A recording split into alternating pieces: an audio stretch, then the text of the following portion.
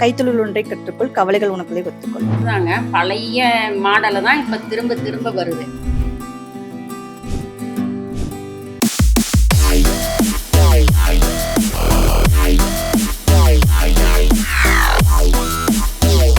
Behind Me Media, we see both ahead and behind. Hi Bain News. இன்னைக்கு நம்ம woman entrepreneur சீரீஸ்ல Palladam வடுகுபாளையம் bus stop ஆப்போசிட்ல இருக்க Revathi design கடைக்கு தான் வந்திருக்கோம்.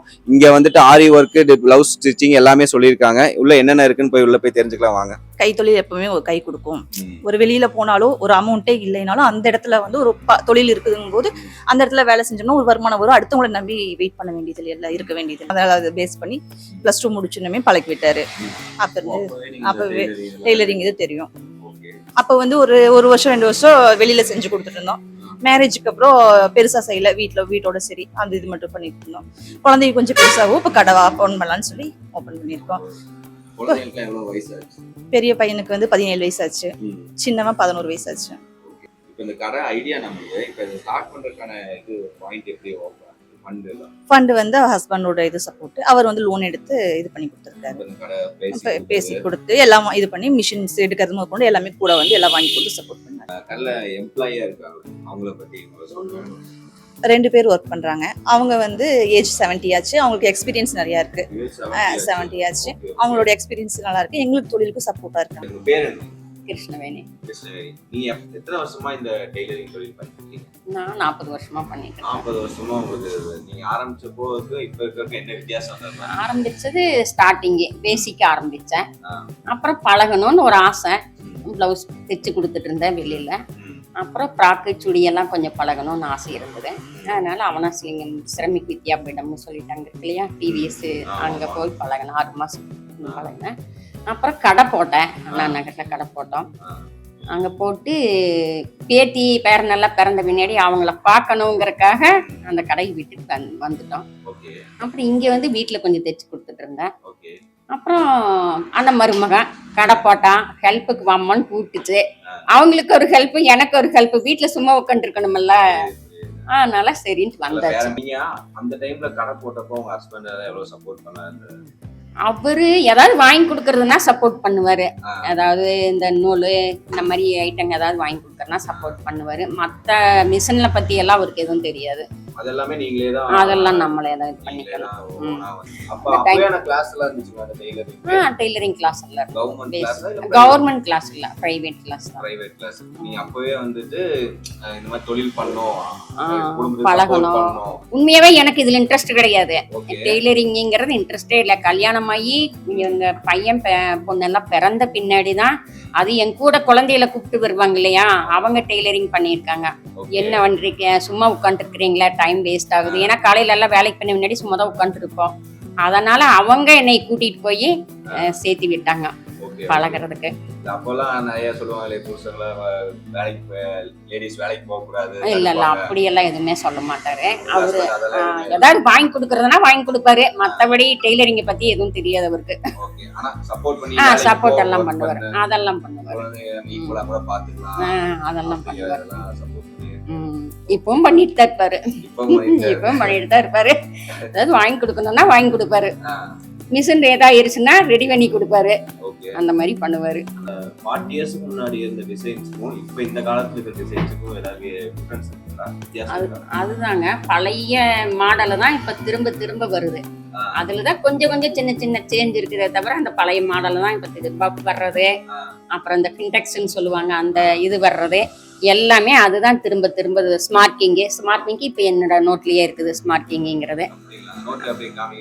அப்படி இது நைட்டி கோட் மாடலு 3 மாடல் சொல்லி கொடுத்தாங்க. இது ஃப்ராக்கு. இப்ப கலர்ஸ் கொஞ்சம் அதிகமா இருக்குங்களா? கலர்ஸ் நிறைய மெர்ஜ் பண்ணிட்டு கலர் நிறைய இருக்கும்.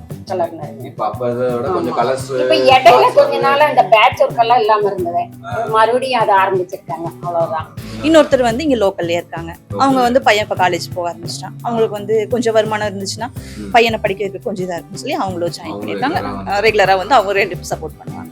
ஒர்க்கே ஹெவியா இருந்தாலும் நைட்டு நேரம் வரைக்கும் இருந்து செஞ்சு கொடுத்துட்டு போவாங்க. என் பேர் சந்திரா. இந்த டெய்லரிங் நீங்க எவ்வளவு வருஷமா இருக்கீங்க? நான் ஒரு 10 வருஷமா இருக்கிறேன். 10 வருஷமா இருக்கிறேன். ஆனால் நான் பழகுனது வந்து சரியான கிளாஸ் எதுவும் கிடைக்கல. நான் மொபைல் பார்த்து தான் பழகிக்கிட்டேன். அக்கா டெய்லரி, அவங்களையும் கொஞ்சம் கொஞ்சம் பார்த்து பழகிக்கிட்டேன். அப்புறம் அப்படியே நானாவே என்னையவே கொஞ்சம் மோட்டிவேட் பண்ணிட்டேன். கண்டிப்பா நான் கிளாஸ் எங்கேயுமே நான் போகல, எங்கேயுமே போகல. இப்போ வந்து நான் டிசைனிங் அவ்வளவா பழகுனதில்ல. இப்போ இங்கே வந்து ஒரு 9 மாசம் வச்சு இங்கே வந்து தான் நான் நல்லா டிசைன் பழகிக்கிட்டேன். எல்லாமே ஓரளவுக்கு எக்ஸ்பீரியன்ஸ் ஆயிட்டேன். பழகிட்டேன். இங்கே வந்து இந்த ஒரு 9 மந்த்ல தான் ஓரளவுக்கு நல்லா எக்ஸ்பீரியன்ஸ் ஆயிருக்கிறேன். அதுக்காகவே தான் மெயினாக வந்தது. வந்து இப்போ பரவாயில்ல, நம்மளாலையும் நல்லா தைக்க முடியும் அப்படிங்கிற ஒரு இது கான்செப்ட் இருக்கு. ஆர்டர்ஸ் வந்து ரெகுலரா வந்து கஸ்டமர்ஸ் வந்து நம்ம கிட்ட வர இது கொடுக்கறதுல தான். அப்ப அவங்க பிடிச்சதுன்னா அடுத்த நம்ம மெஷர்மெண்ட் எடுத்து கட்டிங் போட்டு ஸ்டிச் பண்ணி கொடுக்குறோம். அதனால அவங்க பிடிச்சதுன்னா அடுத்தவங்ககிட்ட சொல்லும்போது அப்படியே அந்த மாதிரி அப்படியே ரெகுலரா வராங்க. ஸ்டார்டிங் பேசிக்கா ஓபன் பண்ணப்ப ஃபர்ஸ்ட் நம்பர் டல்லா இருந்துச்சு 1 மந்த். அப்புறம் அப்படியே பிக்கப் ஆக கஸ்டமர்ஸ் அதிகமாக ஆரம்பிச்சிருச்சு. ரெகுலரா ஒர்க்ஸ் நிக்காம வந்துட்டு 2 பேருக்கு கொடுக்குற அளவுக்கு வருது. வந்துட்டே இருக்கு. 150 இருந்து ஸ்டார்ட் ஆகுது normal blouse. Designs lining blouse வந்து 300 ஸ்டார்ட். டிசைன்ஸ் போகும்போது டிசைன்ஸ்க்கு ஏற்ற மாதிரி என்ன டிசைன்ஸ் கேட்கறாங்களோ அதுக்கு ஏற்ற மாதிரி ஆரி ஒர்க், எம்ப்ராய்டிங் பிளவுஸ் எல்லாமே பண்ணிட்டு இருக்கோம்.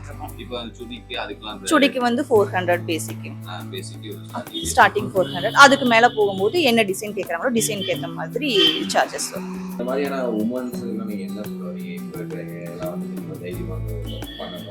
கண்டிப்பா லேடிஸ் வந்து எப்படின்னா வெளியில வரணும். வெளியில வந்து கண்டிப்பா கைத்தொழில் பெண்களுக்கு கண்டிப்பா இருக்கணும்.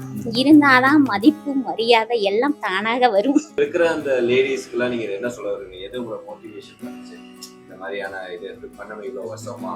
இதுக்குள்ள நுழைஞ்சாவே உங்களுக்கு வந்து இன்ட்ரெஸ்ட் தானா வரும். உள்ள நுழையவே மாட்டேன்னா என்ன பண்ண முடியும்? அதுதான் நம்ம ஒண்ணு கத்துக்கணும்னா கொஞ்சம் வரணும்.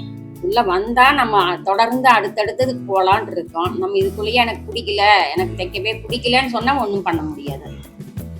வேஸ்டா பொழுத போக்குறாங்களே தவிர ஒரு தொழிலை கத்து இது பண்ணலாம்னு வரமாட்டேங்கிறாங்க. எவ்வளவு வேணாலும் செய்யலாம், எது வேணாலும் செய்யலாம். எது போனாலும் அவங்களுக்கு இன்ட்ரெஸ்ட் இருந்து இறங்கணும். இதே மாதிரி பிசினஸ் ஸ்டார்ட் பண்ணணும்னு நினைக்கிற உமன்ஸ்க்கு நீங்க என்ன சொல்ல விரும்புறீங்க? கண்டிப்பா ஸ்டார்ட் பண்ணலாம். எந்த தொழிலா இருந்தாலும் பயப்படாம உள்ள இறங்கும் போது ஃபர்ஸ்ட் ஸ்ட்ரகிள் இருக்கும். அப்படியே நம்ம ரெகுலரா ஒர்க் பண்ணும்போது ஒரு கஷ்டங்கும் போது அது பயந்து வெளியில போயிட்டோம்னா அது வந்து முன்னேற முடியாது. கண்டினியூவா நம்ம ஃபாலோ பண்ணும்போது கண்டிப்பா ஜெயிச்சு வாழ்க்கையில முன்னேற முடியும்.